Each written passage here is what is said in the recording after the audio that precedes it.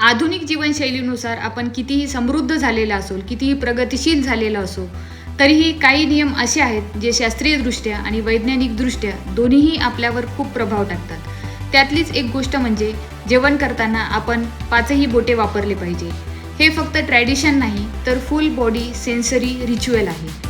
पहिला घास घेतल्यावर आपल्या बोटाला जे अन्न लागतं त्यामुळे आपल्याला पदार्थाचं टेक्स्चर कसं आहे, कन्सिस्टन्सी कशी आहे, तो गरम किती आहे, हे सगळं आपल्याला जाणवतं आणि हेच सिग्नल्स आपल्या ब्रेनला जातात आणि त्यामुळे आपल्या पोटातील डायजेस्टिव्ह ज्युसेस हे व्यवस्थित सिक्रेट होतात.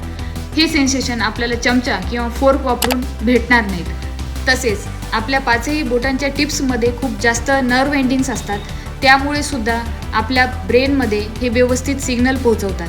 तसेच आपल्या पाचही बोटं म्हणजे आपले पंचमहाभूत आहेत, त्यामुळे सुद्धा आपले हे पंचमहाभूत व्यवस्थित बॅलन्समध्ये राहतात. तुमच्याही कधी ना कधी लक्षात आलं असेल की जेव्हा आपण हॉटेलमध्ये किंवा एखाद्या ठिकाणी बाहेर जेवायला जातो तेव्हा चमचा किंवा फोर्क वापरल्यामुळे आपल्याला जेवण किती झालेलं आहे, आपल्याला तृप्ती भेटलेली आहे का नाही हे कळत नाही. तसेच त्याच्या उलट आपण जेव्हा घरी जेवण करतो त्याच्या निम्म्या प्रमाणात जेवण करतो तरीही आपल्याला तृप्ततेची भावना भेटते. म्हणूनच कधीतरी चेंज म्हणून आपण चमचा किंवा फोर्कचा वापर करणे साहजिक आहे, पण रोजच्या जीवनशैलीमध्ये कधीही आपल्या पाचही बोटांचा वापर करणे गरजेचे आहे.